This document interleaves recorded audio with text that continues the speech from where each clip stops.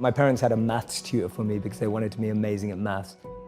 I was pretty good at numbers, and I'd have this tutor and he'd tell me that, he goes, the reason that you're struggling with the next question is because you're always worried about what your parents think. And that really stayed in my head. I was just like, wow, so as long as I'm trapped by what my parents think, I can actually never find the answers to the real questions of life. Most of us just throw ourselves into the deep end and then try swim and figure it out. The problem is we all went to normal schools that try to put stuff in us rather than take stuff out of us. You know, you were told at school that you weren't very good and you weren't good at English, and now you have a New York Times bestseller, right? Yeah. And it's like no one noticed that potential inside you. No one noticed that, oh, Lewis was really creative. And you're not the only person. There's so many people who feel like that. So the modern schooling system didn't extrapolate your self-actualization, your element, and just try to put maths, English, science inside.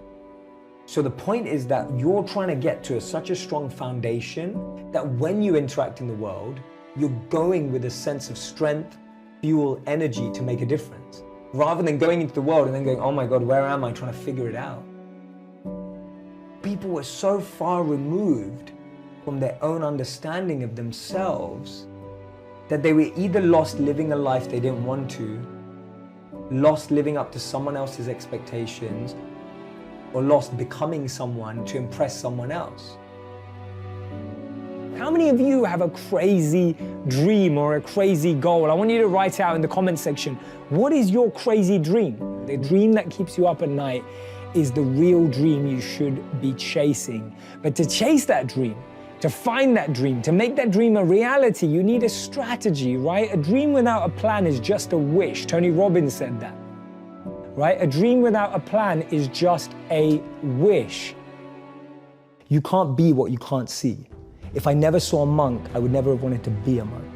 If I never meet a billionaire, I wouldn't want to be one. Because I wouldn't know what that feels like. I don't know what it looks like. I don't know what it takes. What am I good at? What do I love? What does the world need? And how do I get paid for it? To me, those four help you unlock your passion. I often say to people, your passion is for you, your purpose is for others. Your passion makes you happy. But when you use your passion to make a difference in someone else's life, that's a service, that's a purpose. My goal has never been financially or materially oriented. I see that stuff as a byproduct of doing what you love. I genuinely believe that. It's always been that way around for me.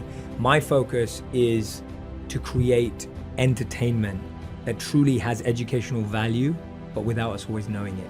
I think we all learn best when we don't know that we're learning. If we're all pushed into a classroom and told we have a class, we're all not listening. Start at a place where you have self-awareness, self-actualization, you have figured out what works for you, what your strengths are. So I think it starts even at a physical level. Anyone who's a physical fitness or a health coach will know that different bodies need different food, different sleep, different fluids. We don't all need the same thing. Me and you with different body types can't do the same workout. Our bodies have different tolerances in different things. That's self-awareness at the physical level. We know our limits, we know what we can do, we know what we can't do, we know what our challenge is. On a mental level, what's self-awareness?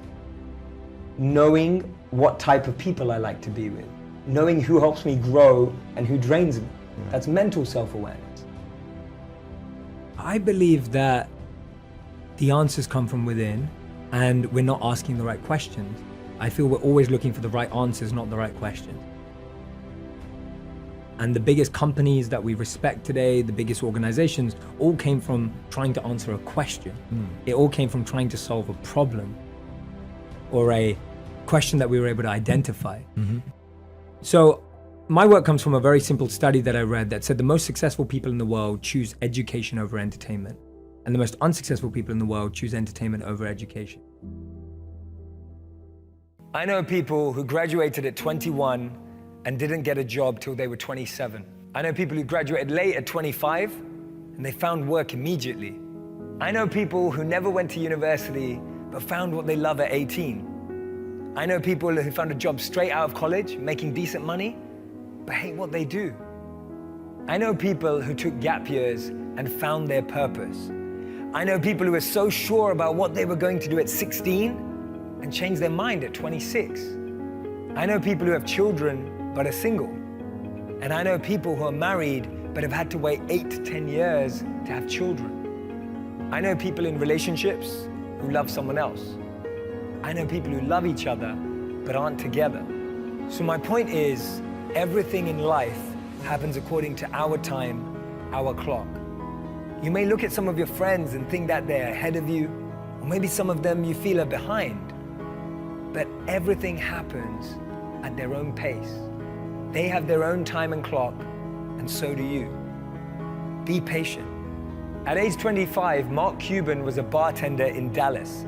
It took till 32 for J.K. Rowling to be published for Harry Potter after being rejected by 12 publishers.